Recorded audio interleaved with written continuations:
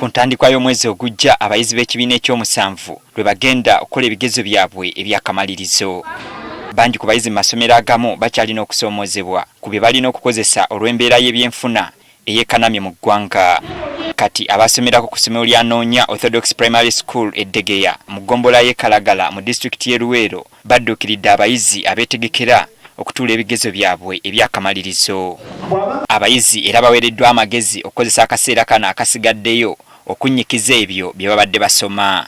Kikulu nnyo okwekkiririza ng'omuntu. Grades zemugenda okufuna mwebale nnyo mwebale zemugenda okufuna naye si enkomerero.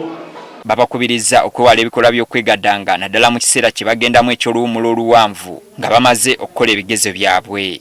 Tebalina birungi bye bagenda bawa, bajja kulimba omutwalo, bakulimba eswiti, akulimba ekiteeteeyi ekirungi, naye ekyo kya kiseera ekyo.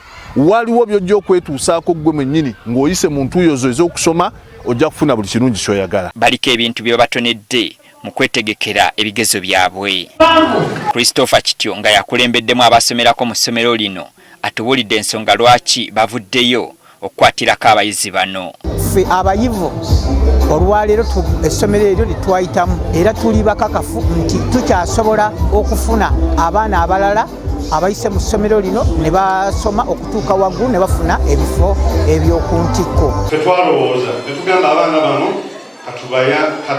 katugende tubakyale twogereko nabo tubatwalire n'ebintu bwe biti. Naye ate ffe ku mulembe gwaffe tebyakola ki? Soko kwebaza ba Obis and Ogis of Anoonya Orthodox.